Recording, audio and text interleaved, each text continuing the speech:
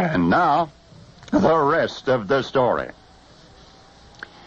Americans, today we're going to talk about 6 prominent figures in our early American history. Each will be a name you know.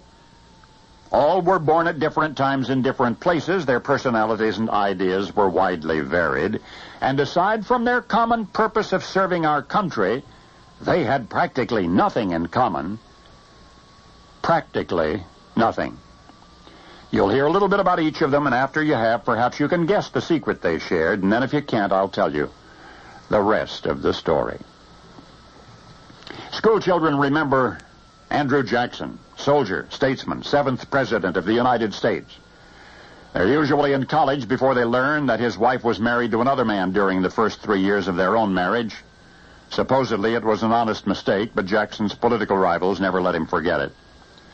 Thomas Jefferson, our 3rd president, principal author of the Declaration of Independence, true Renaissance man, a scholar. He knew Latin, Greek, French, Spanish, Italian, and Anglo-Saxon. He concerned himself with the ancient and modern pronunciations. Nothing escaped Jefferson. Not mathematics, not architecture, nor science, nor agriculture, nor sociology.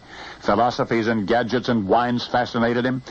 And for Thomas Jefferson, the sensitive and charming gentleman who loved it to experiment with balloons and polygraphs and phosphorus matches, politics was merely a sideline. Statesman and diplomat Governor Morris. He never made the presidency, but he was a signer of the Declaration of Independence. He is remembered today for his eyewitness account of the French Revolution. An early advocate of the abolition of slavery, Morris was described as witty and intelligent, enormous personal charm.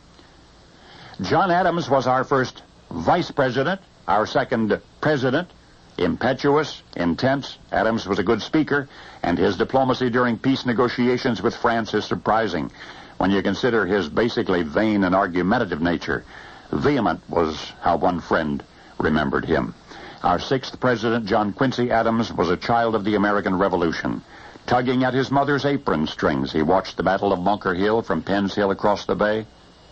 James Madison was a president also, our 4th, and yet we remember him best as the father of the Constitution. A quiet, small man, with a delicate figure and a wizened face, invariably pleasant and fond of conversation. I think you and I would have liked James Madison. Now you know them all, perhaps a little better than you did before. But these 6 celebrities of our country's history, 5 of them presidents, all share a secret that I'm going to share with you. Today, they might not have been permitted to carry out the tasks which they did perform so proficiently 2 centuries ago. Some would have been laughed at or deemed unfit. Others might have been shelved as welfare candidates. But there was no such prejudice in the early days of our nation. The handicapped were not institutionalized or supported by the government. They just kept on keeping on. You see, Andrew Jackson was seriously ill during his 8 years as president. Andrew Jackson had pulmonary tuberculosis. Thomas Jefferson had a speech defect. Governor Morris had a withered arm and only one leg. John Adams was subject to fits of extreme depression. John Quincy Adams had Parkinson's disease. And James Madison was an epileptic.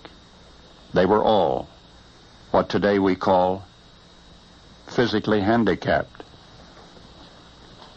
And now you know the rest of the story.